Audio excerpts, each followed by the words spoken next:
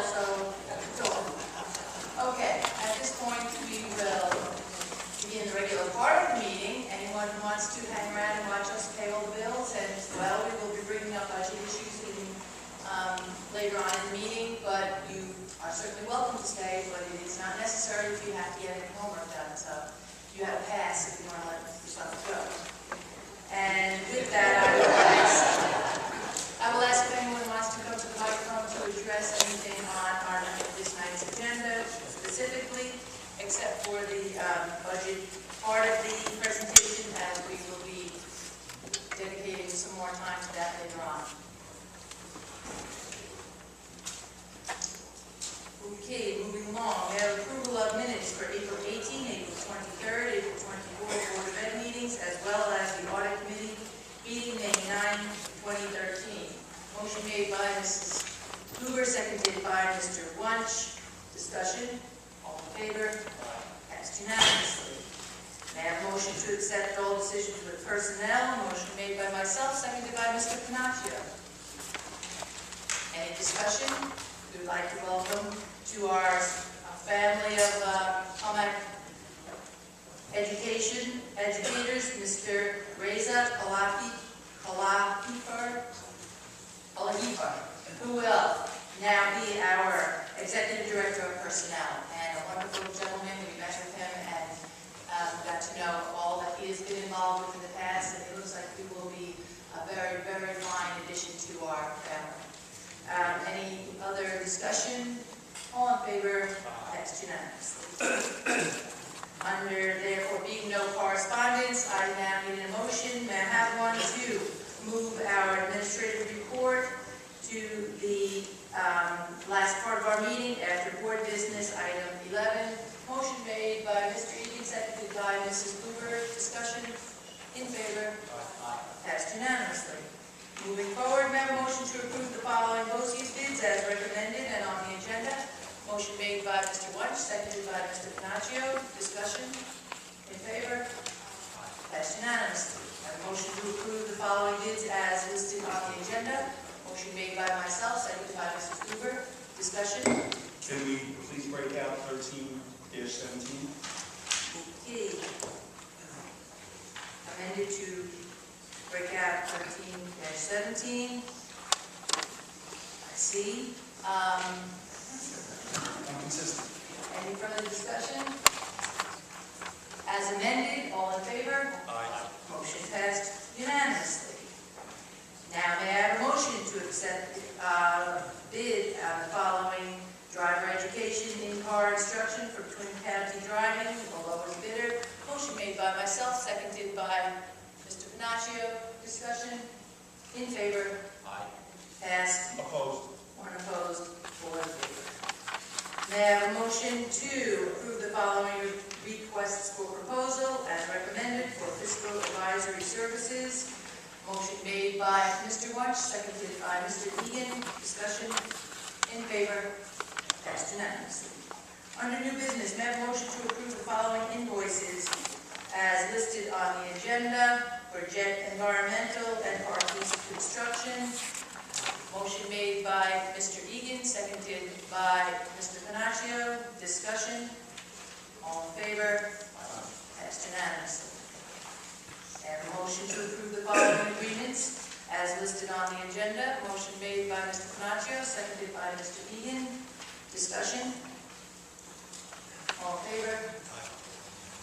Passed unanimously. I have a motion to approve the 2012-2013 Health Services Contract with the districts listed. Motion made by myself, seconded by Mrs. Hoover. Discussion? In favor? Passed unanimously. We have a motion to acknowledge receipt of the request for revision of financial information form for the following project and authorize signature. Motion made by Mr. Panaccio, seconded by Mr. Wunsch. Discussion? Sure. What is this exactly for?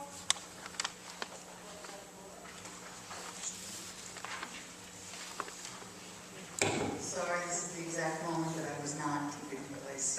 One second. Interactive smartboards at Medrock. Oh, sorry, yes, what this is a New York State SCD form that after you have opened up your bids,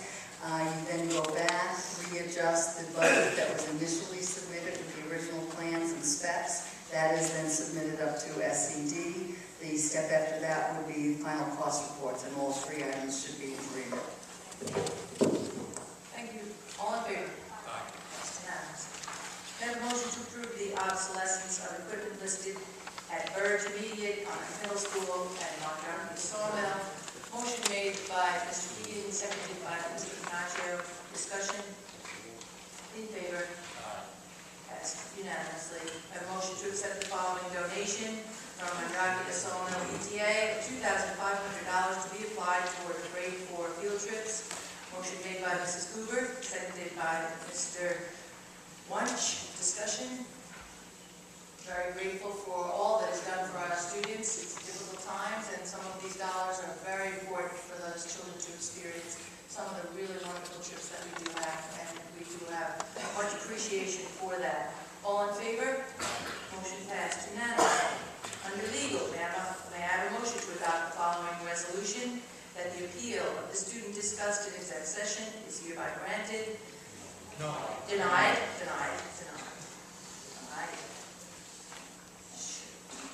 So sorry. Should it be separate, Jean, or is it on the other resolution? Yeah. Yes. Motion made. I would do A, B separately, yes. Okay, thank you. Motion made by Mrs. Hoover, seconded by myself, and discussion in favor, passed unanimously. I have a motion to adopt the following resolution as recommended. Upon recommendation of the superintendent of schools, be it resolved that pursuant to the education law section 913, the employee identified on the attached memorandum is hereby directed to submit to medical psychiatric exam by a physician of the district's choosing. Motion made by myself, seconded by Mr. Egan. Discussion? In favor? Passed. Under board business, may I now announce that the hours for the voting of the annual budget vote trustee election on Tuesday, May 21, are from 6 a.m. to 9 p.m., and that the polling places are as follows. Residents residing north of Jericho at the high school, residents residing south of Jericho at the middle school. Moving forward, may I have a motion to adopt the Board of Education meeting schedule for 2013-14. Motion made by Mr. Wunsch, seconded by Mrs. Hoover. Discussion? In favor? Passed unanimously. I have a motion to acknowledge receipt of the internal claims auditor's monthly update. Motion made by myself, seconded by Mr. Egan. Discussion? In favor? Passed unanimously. I have a motion to acknowledge receipt of the CPSE recommendations approved in the following dates as listed on the agenda. Motion made by Mr. Panaccio, seconded by Mrs. Cooper. And discussion? In favor? Passed unanimously. I have a motion to acknowledge receipt of the below listed financial report for the treasurer's summary report, treasurer's bank reconciliation report. Motion made by Mr. Egan, seconded by Mr. Wunsch. Discussion? In favor? Passed unanimously. At this time, I have a motion to adopt the resolution that the Commack Union Free School District shall hold a regular meeting Tuesday, May 21 at 9 p.m. at Hubs Administration, Clayfitz Road, East Northport, New York. It is anticipated that the board will make a motion for the purpose of adjourning into exec session at this time, and at 10 p.m. the board will reconvene in public session to declare the results of the annual budget vote trustee election. As well, be it resolved that we shall hold a regular meeting on Thursday, June 13th at 6 p.m. at Commack High School, Scholar Lane, and anticipated the board will make a motion for the purpose of adjourning into exec session at this time, and at 7:30 p.m. the board will reconvene in public session for the purpose of holding its regular business meeting. Motion made by Mr. Panaccio, seconded by Mr. Egan. Discussion? In favor? Passed unanimously. At this time, we will now place our administrative report that are on the agenda and move forward.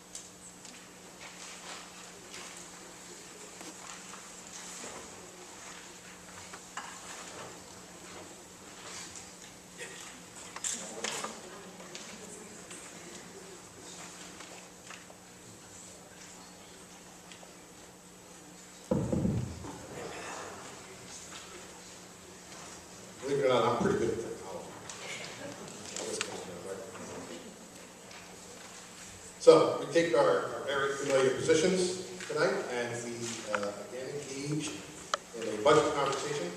And I'm going to review some of the things that I typically review when we start our budget processes and workshops, and remind everybody what we actually did get to tonight. There was a lot of community outreach and conversation, engagement with all types of groups of people.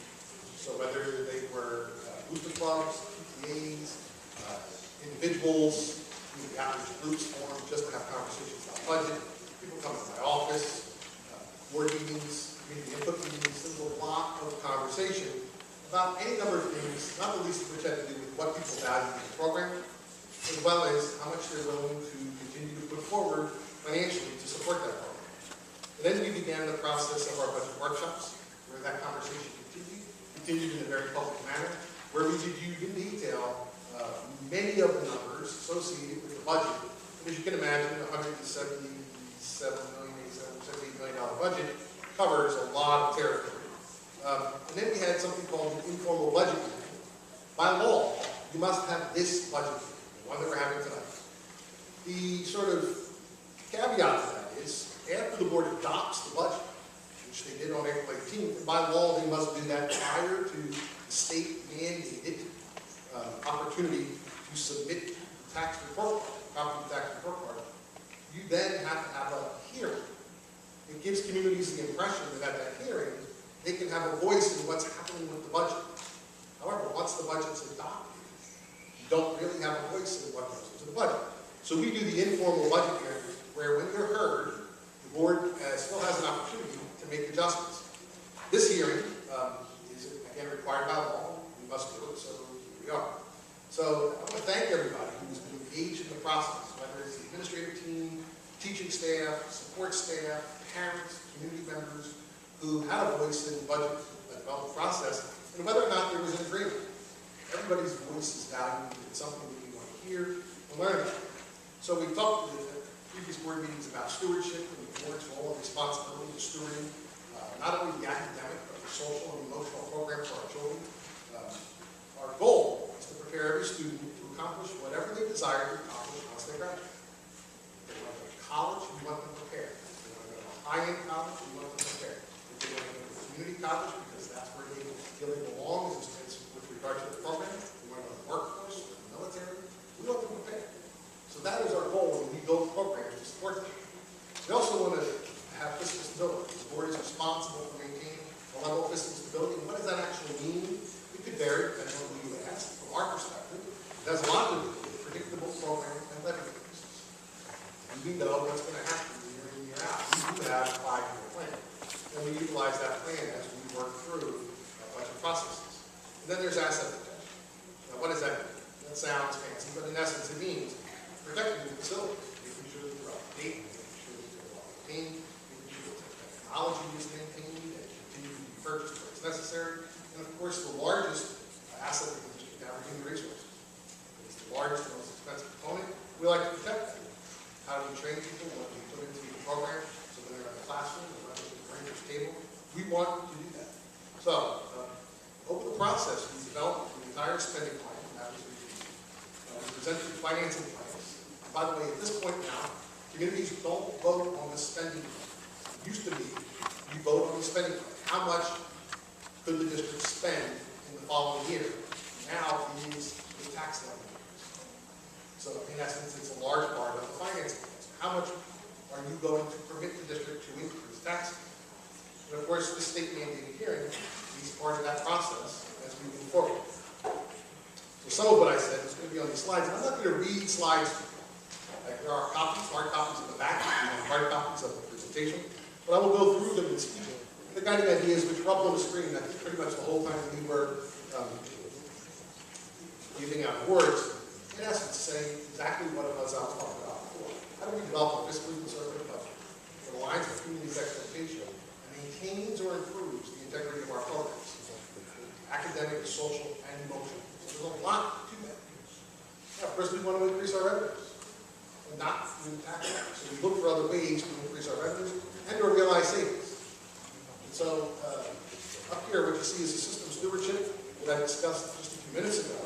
And we take that very very seriously. And on this slide, we spell out a little bit more of the detail. And it is something that the board does through oversight and policy development. I'm then charged with making sure that that is carried out throughout the district. So how do we increase some of our revenues and savings? We give these examples every year, and over the last several years, we've done work that's resulted in millions of dollars in additional savings and the revenues. For instance, 2 years ago, we did an audit of the state aid and brought back several $1 million in state aid that they owed us, and they went back several years and paid us money that was owed. That money was used to offset tax levy increases. So, as we put up the budget, we had conversations. We had several issues that we were dealing with. One, what was an acceptable tax levy increase to the community? When you hear about a tax cap, the tax cap basically says it's 2% tax. There is a formula for determining the tax cap. I know of very few districts where it's actually 2%. It can be lower, it can be higher. I have informal information that the state average is about 4.5% this year. Long Island average is about 3.5%. Our cap would have been about 4.7%. But that was a number that, as we engage in conversations with the community, came back as an unacceptable number. In addition to that, we have declining enrollment. So some of our expenses associated with running the school district are automatically decreased because as we're losing students. And what do I mean by losing students? They're not necessarily moving out of the district. In fact, they're not moving out of the district at all. We have to move in.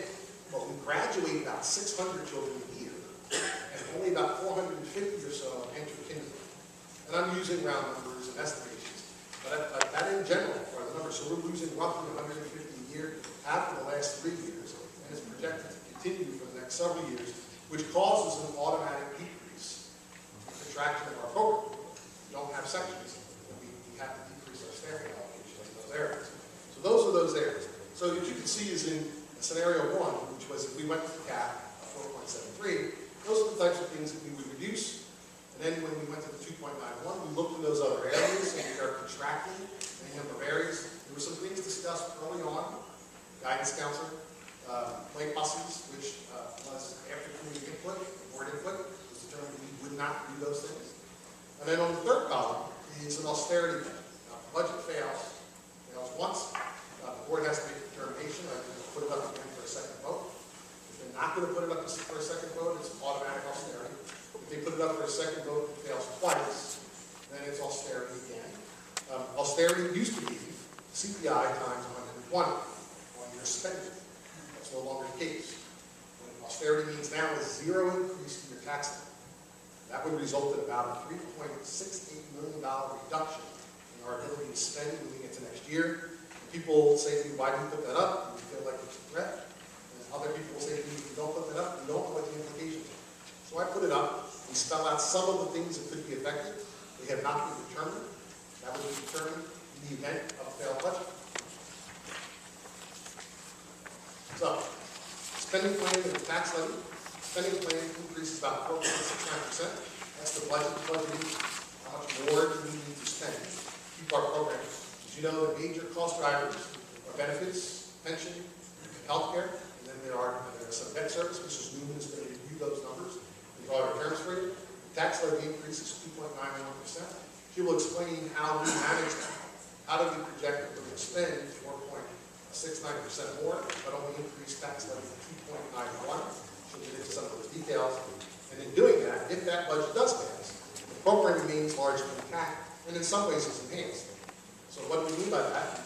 We put it up right up. Every kid will have art, music, physical education. They will continue to have clubs, access to regents, review, and repeat classes. Class sizes remain largely the same. In some cases, they're actually a little lower.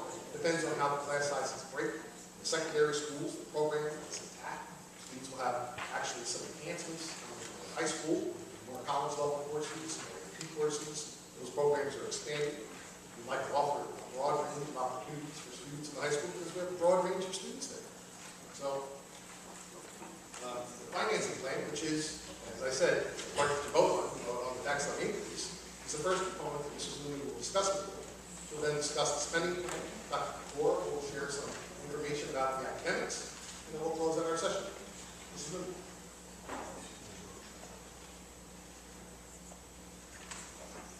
Dr. James. And again, as we've gone through the budget workshop process and the informal hearing and budget adoption, We've reviewed the budget line by line, and I have been sworn to promise the board I won't go through it line by line again. But we'll start with the financing plan. And what we wanted to discuss, some of the questions that we had been receiving from some of the community was, if the budget's going up by 4.69% or $8 million, why is the tax levy not going up by the same amount? And that does cause some confusion to see the two different numbers. So if I could, I would just take a moment going through the financing plan. If the budget is going up by $8 million, we have to raise revenues by $8 million as well. So where does those funds come from? The first line is state aid. Our state aid numbers are in. The state did pass their budget, so we know that we are receiving almost $1 million in additional state aid. Now, much of that increase was targeted aid, that was expenditure-driven aid. That helps to offset the $8 million that we need to increase in order to maintain that educational program. The next area on the slide is the tax levy, and the tax levy coming in at a 2.91% raises about $3.7 million. The next item is reserves. The school district does have a number of restricted reserves. We've gone through that multi-year plan and how we're recommending and to the board of how to utilize those to maintain stability, not just in a one-year plan, but over time. That information is on our website as well. This current fiscal year, we're spending $2.85 million of reserves that the school district has. Next year, we're pledging to spend an additional $2.85 million as well. The fund balance and equity portion this year was $3.2 million. Next year, we're pledging $6.8 million, and that is $3.6 million more that's being utilized. And many people say, well, where does that come from? It comes from two basic areas.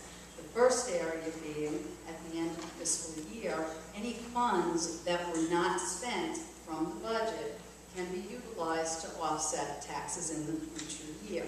In addition, any unplanned revenues that may come in that were not part of the budget can also be utilized to offset the tax levy.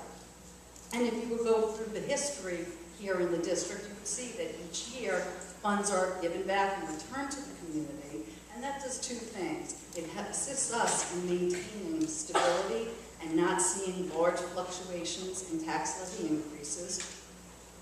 And that, in a nutshell, is how we come up with $8 million in order to fund next year's educational plan.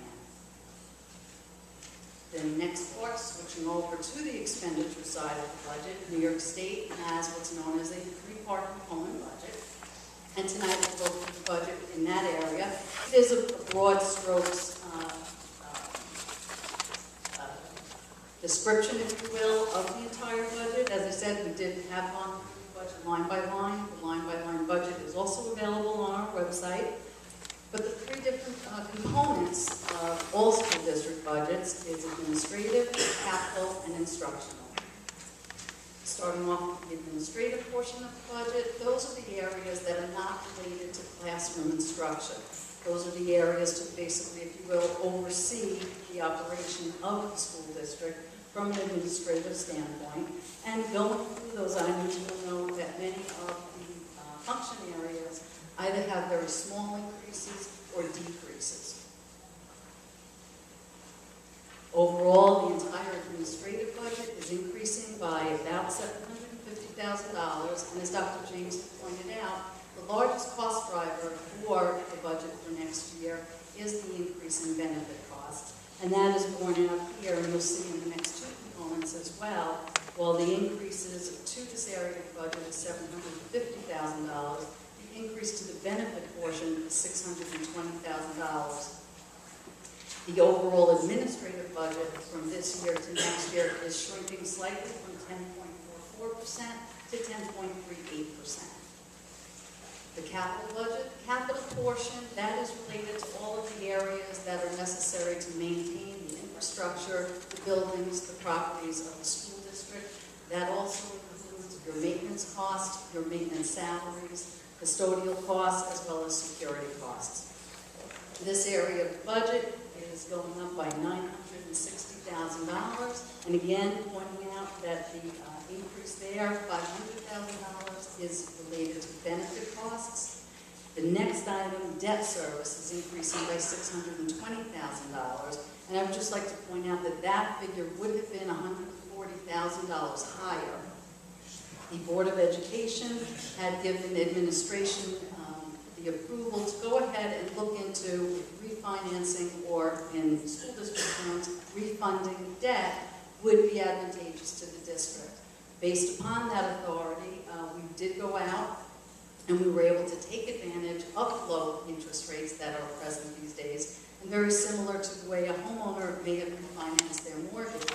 The school district was able to go out, refinance the existing serial debt, and we were able to, over the same time period, reduce our debt from a slightly over 4% interest rate to just over 2%. And what that afforded us is next year, our debt service is $140,000 less than what it would have been. And what also happened is that in this fiscal year, our payment, which was due on May 15th, we saw an $800,000 reduction to the 12-13 payments.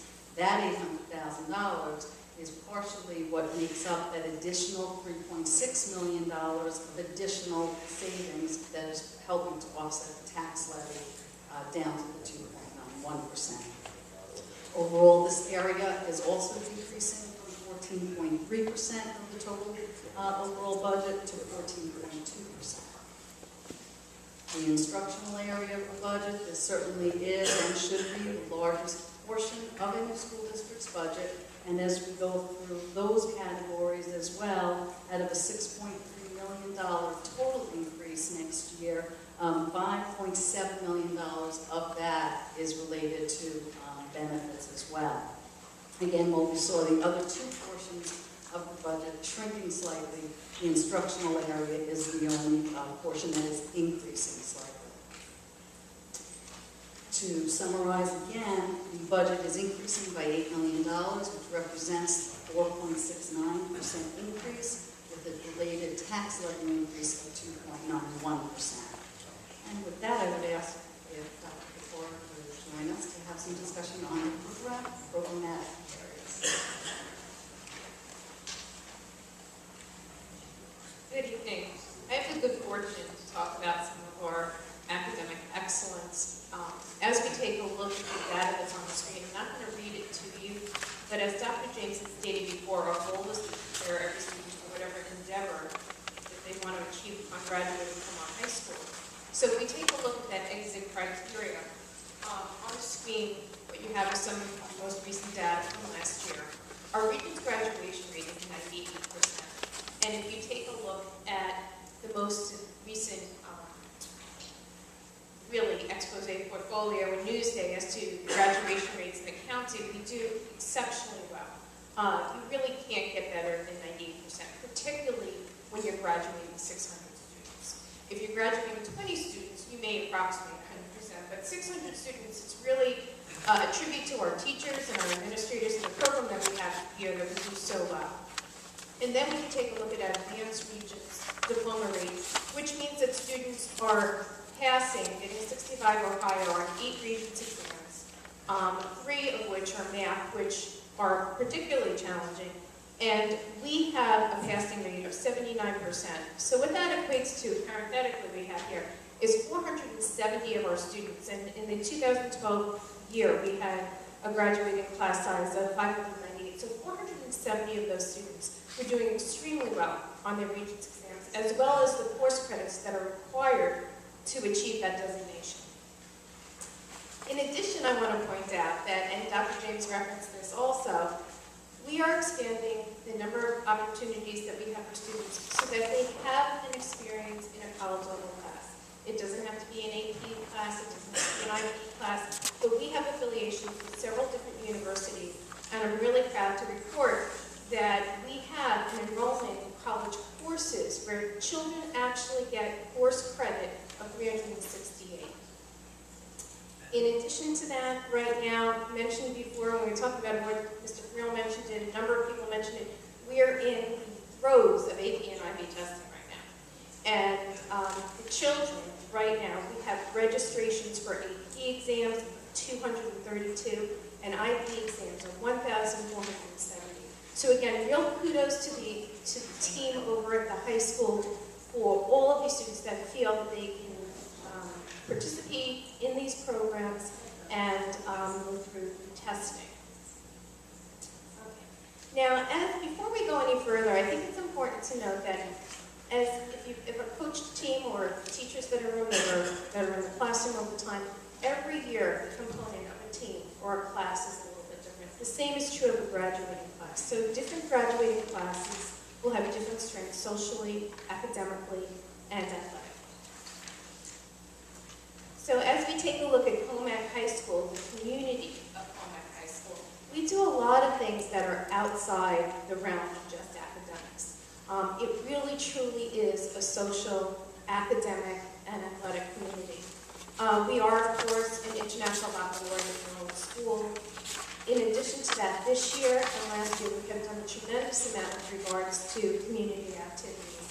Anybody that had the good fortune to either participate or to attend the Special Olympics, there were so many volunteers from the community. It was so impressive. And again, we have to thank Mrs. Debbie Berger for orchestrating all of that. It was really, truly a phenomenal experience. In addition to that, last year and this year, this weekend, we're hosting the Relay for Life. And again, an impressive statistic is we haven't even started the Relay for Life yet, and we've already raised $116,000. So again, the support of the community is just daunting. In addition to that, St. Baldrick's Foundation fundraiser this year, again, we raised $110,000 for that foundation. And we can go on and on. Mr. Friel is here. We've had the School of Distinction Scholar Athlete Team Award for the last 2 years and in years past. In addition to that, Mr. Infante is here. And the Best Communities for Music Education, we've had that the last 2 years. And then also in 2002, 2008, 2011. So again, when you take a look at the vastness of what we achieved, it's just an incredible experience being an educator in the Comac School District. I do want to mention that for a second time, we received a gold medal with the U.S. News and World Report. And again, what that means is of over 21,000 schools, and they're public, they're private, they're parochial, they're charter, we're in the top 2% in the nation. Now, again, we take a look at our class of 2012. And this is a list. In our Navion system, we can pull up schools that are categorized as most competitive. And this is a list of the acceptances that we had last year. And what you'll note is we do have some Ivy League schools. We have schools that are very, very specifically focused on the sciences and technology, like the Massachusetts Institute of Technology or RPI, the Rensselaer Polytechnic Institute. And you can take a look at vast regions that it covers. We have children accepted in the Midwest, in the South, in the Mid-Atlantic states, in New England, of course in New York City and New York as well. And then this is our own top 40. Any schools that were not on the list for the most competitive schools, we did our next top 40, and these are the most popular schools. And again, look at the vastness of how great our kids do in the different regions of our country.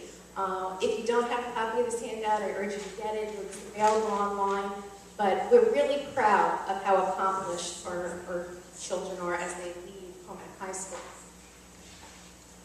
And again, this is a pictorial that you've seen before, but again, the Flags for Freedom, the upper right are the children that helped earn that $110,000 for St. Baldrick's, candlelight vigils, and again, the work that we do to collect things, either for soup kitchens or for our troops overseas, it's very, very impressive. At this point in time, I'm going to turn it over to Dr. James, and he's going to talk a little bit more about the great things that we do.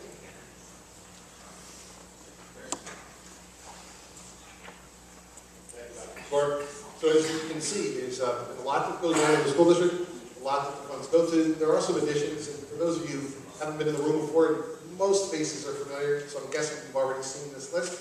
So you know that we have the Energy Efficiency Project, grants from Senator Flanagan, and Tutor Labs. It's important for us to stay on the current date to do so.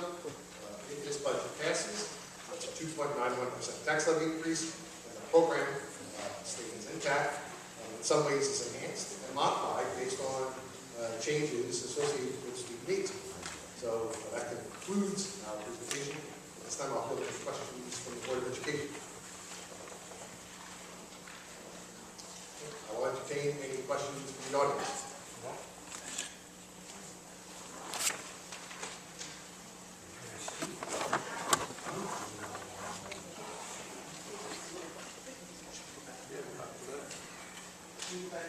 Oh, sure.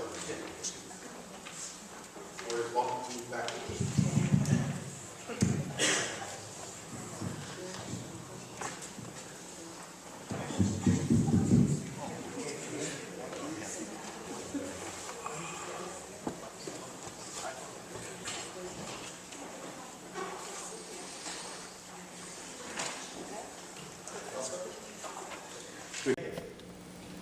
we'll take it into Glad to see you consideration. back now. I apologize. Thank you We'll anyway. come out to other meetings. Thank you. Sincerely.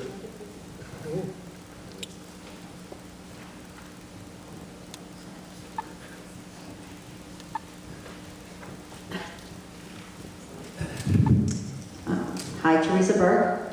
I just have a question regarding the academic excellence slide. Can you tell me what the cost of the IB program is, roundabout figure? I don't have the exact figure, but there are different costs associated with running the IB program. Some of it has to do with fees associated with being a certified program. Some of it has to do with staffing. The staffing, though, if it wasn't for IB, the students would be in a different class, and we'd have to pay for the staffing costs there as well. Same thing with regard to books. And I don't have the number off the top of my head regarding exactly how much the fees are associated Everything with is in IB. this We can certainly provide that. Okay, because that would lead into my next question. Just looking at the numbers, I think the graduating class is around 600? About, Okay. I see that 135 are diploma candidates. that's correct. Okay. But I see an overwhelming number of students taking college courses. If I see it's almost 3 times as much. If we, looking forward, if we chose not to offer the IB program, is there still a cost factor whether we choose to do it or not? Just curious. There's a couple of answers to that. Okay. Some of it has to do with the college courses are sometimes offered simultaneously.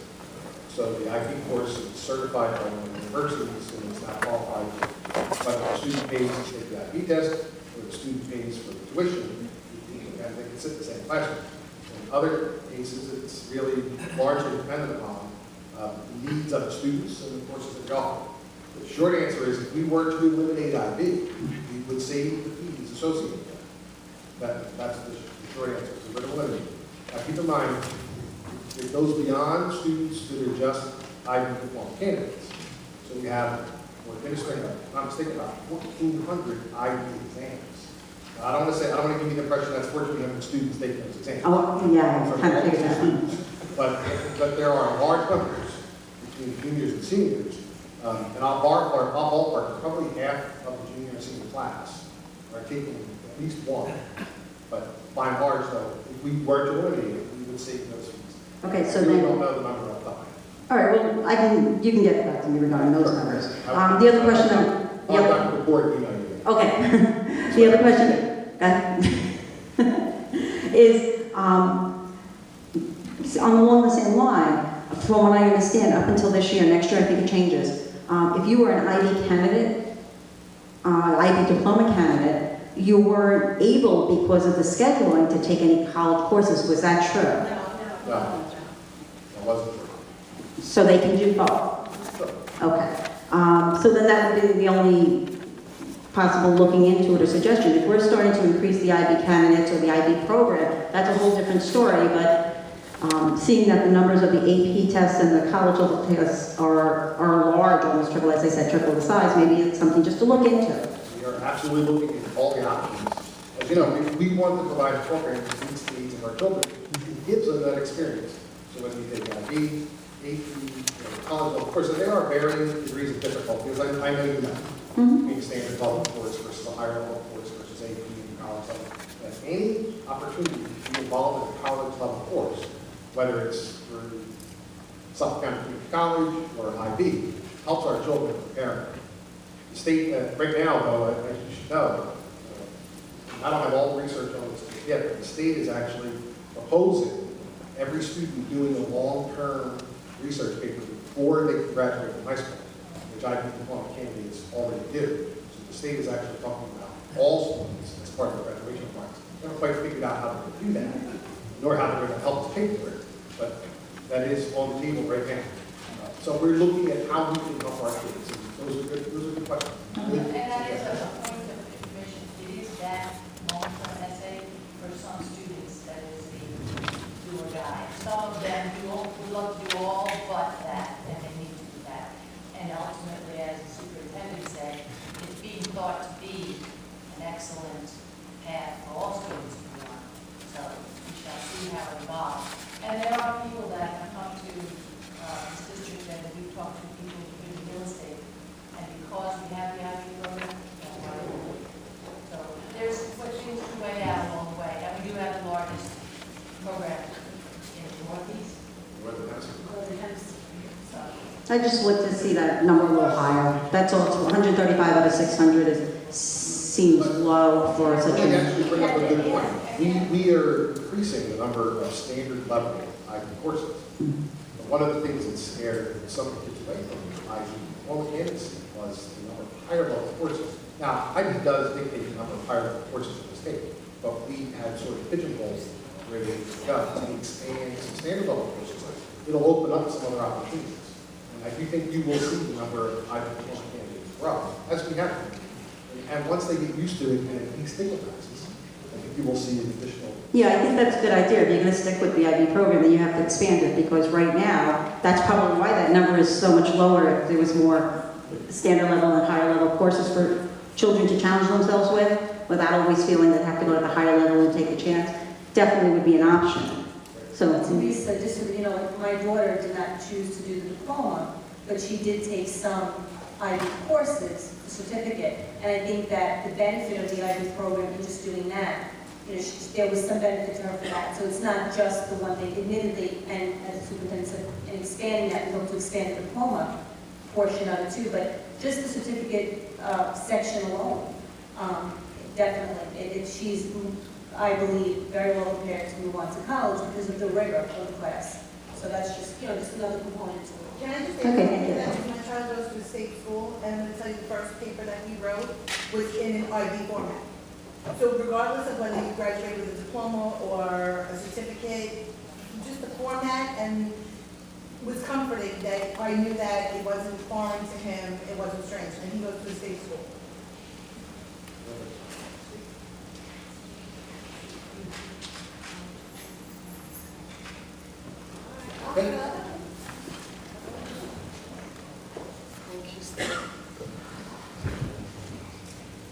This is not my forte. I'm very uncomfortable. Be patient with me. I'm here because in the last few months, I've learned a lot about the Common Core curriculum that's here in our school. I have not heard a lot about it from our schools. I did not know we had a new curriculum. I went to our website. I could not find anything about it. So I have had to do a lot of research on my own, and I've discovered a lot that people in COMAC know nothing about. But I can't go into all of that, so we'll just stick with the money. Okay. Today I learned that COMAC received $33,000 from Race to the Top funds. Does anybody know if that's correct? I don't have the exact number, and that was several years ago. yeah, that is right, in the ballpark. In the ballpark, and I think it was spread over 4 years. It's spread over 3 or 4 years. 3 or 4 years, all right, so $33,000. All right, so I'm here to ask you, how how much it has cost to implement it in our schools. In terms of brand new textbooks, I know that we got new Common Core Line math books and science books. Professional training, APPR evaluations, scoring, someone brought up we use a scoring company. Teachers to go and score as well, substitutes to cover those teachers in professional training and for scoring. Technology, we have the park assessments coming up in 14-15. We need a lot more technology to handle the park assessments. If anybody doesn't know, I have heard that the park assessments will have 20 times the amount of testing that our children are doing now. This year, our children did twice as much testing as they did last year. And you should all know my children refused the test and will never take a state test again. Just personally. I did not get a letter saying that we were taking the NEWAs. I have not received a letter saying that we are going to be taking field tests, which are just tests that our kids will be taking for Pearson, the publishing company. They're practice questions. Our kids have taken enough tests in the last month. I would like to have known that. I'm very upset that COMAC is not communicating with us. What I have found out through social media. I found out because I have a daughter in special ed, and someone recommended she not take the test. So I began to do my research, because the test is a joke for my daughter. I found out that my daughter, when I couldn't understand her report card, I found out that my daughter is not being taught the standards in her room because she can't understand them, but she is getting graded on them on her report card, and she's getting tested on them. Getting tested without any of her accommodations. So my daughter is a 1. She will always be a 1 in Common Core. I have a problem with that. I spoke with Dr. Pecora, and we have a great relationship. She's wonderful. And I have to ask, if we have, I'm so proud of our school, 2% in the country. Why are we settling for substandard? Common Core, the experts in the educational field say it's mediocre at best, dangerous at its worst. Why are we settling? Why aren't we standing up like Rockville Center and Belmore? Why don't we boycott these field tests? There are no repercussions that I know of. I would like to know what they are. I would like to know why we can't boycott them. I will boycott them.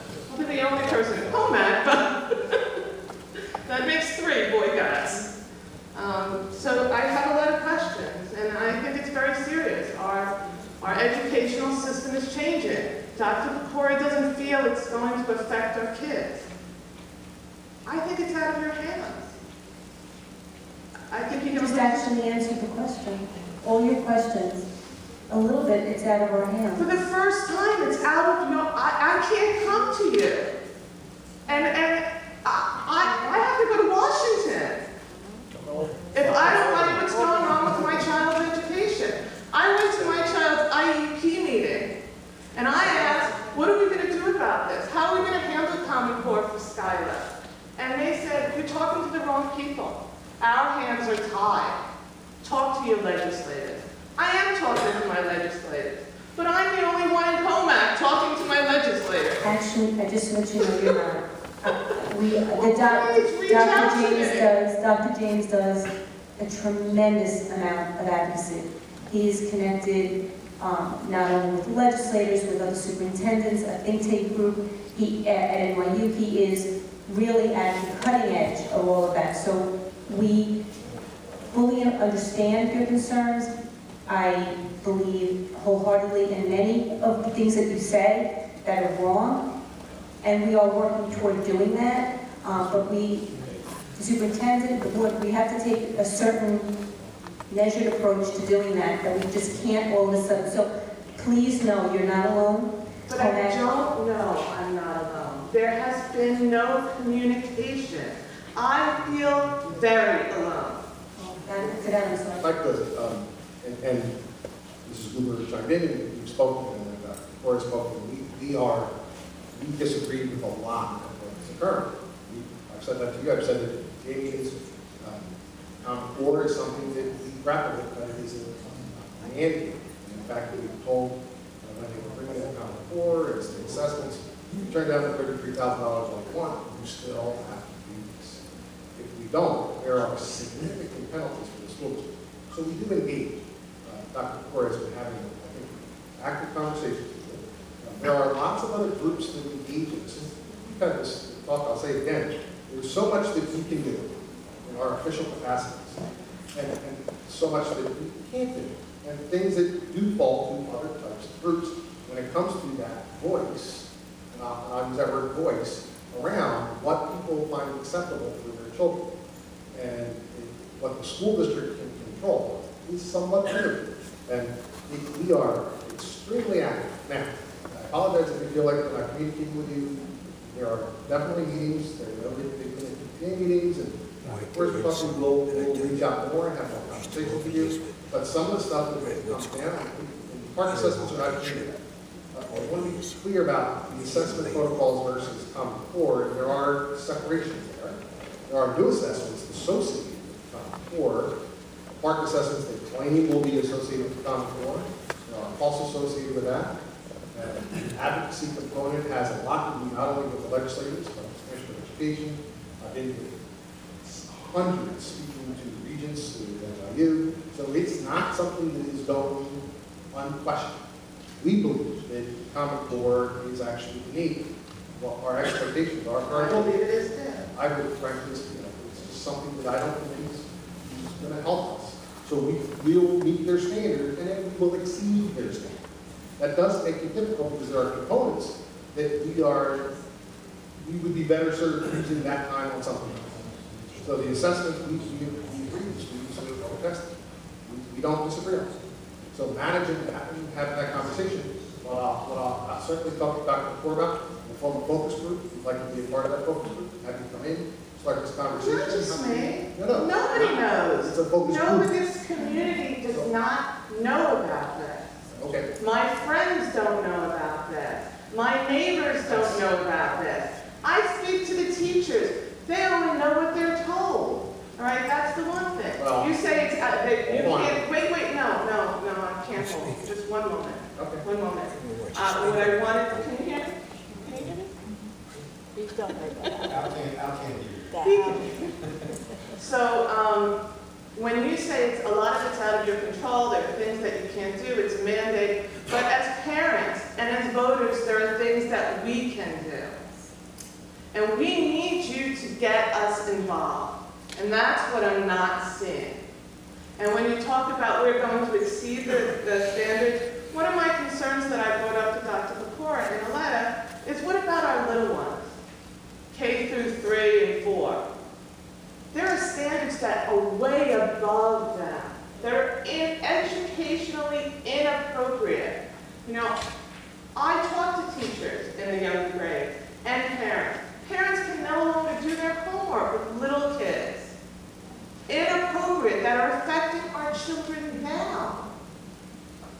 That needs to be addressed as well, not just on the higher levels. You know, kindergarten babies expected to do 3rd grade work. It's mandated. How are you going to handle that? They're coming home with Pearson I don't think I'm going to be able to worksheets answer. that are way beyond. I don't think I'm going to be able to satisfy you tonight. So the focus group is a group of parents that we would be happy to engage with and spreading the word.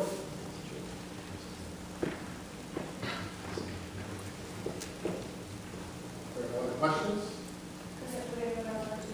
Any other issues? Are you going to create that focus group or? Yes. Yeah, I'd like to be on.